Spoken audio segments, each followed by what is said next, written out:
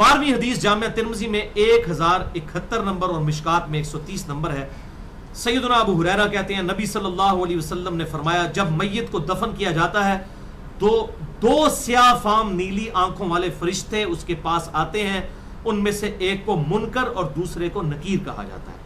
سیاہ فام نیلی آنکھوں والے خطرناک شکل کے فرشتے منکر اور نکیر.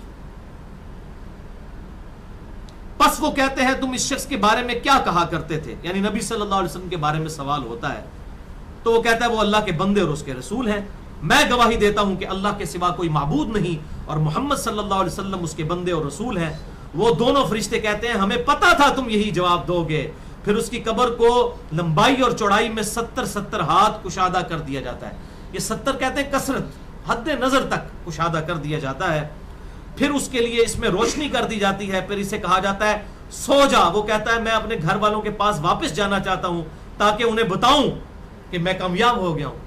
لیکن وہ کہتے ہیں کہ تو دلہن کی طرح سو جا جسے اس کے گھر کا عزیز ترین فرد ہی آ کر بیدار کرتا ہے, حتیٰ کہ اللہ تعالیٰ اسے اس کی خوابگاہ سے قیامت والے دن بیدار کرے گا. یعنی اسے لٹا دیا جائے گا, پھر اس پہ وہ کیفیت وہ جنت والی تاری رہے گی, پھر الٹیمیٹلی اللہ تعالیٰ اسے دوبارہ سے زندہ کرے گا.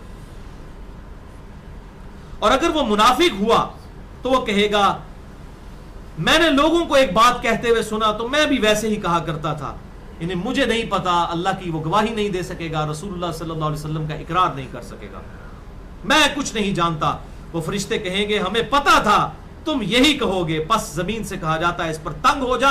وہ اس پر تنگ ہو جاتی ہے حتیٰ کہ اس کی ہڈیاں اور پسلیاں ایک طرف کی دوسری طرف آ جاتی ہیں, یوں بولے اعوذ باللہ تعالی, اور اسے مسلسل عذاب ہوتا رہے گا حتیٰ کہ اللہ اسے خوابگاہ سے دوبارہ زندہ کرے گا.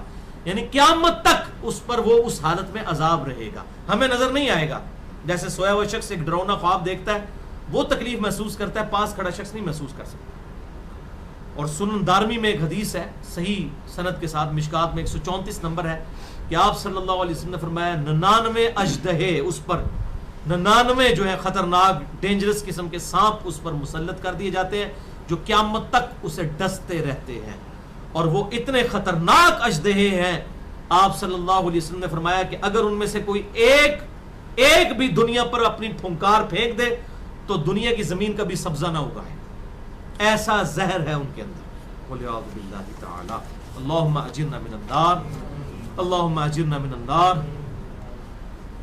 یہ بھائیو عذاب قبر کیمرے سے نہیں دیکھا جا سکتا, یہ اللہ تعالیٰ نے پردہ رکھا.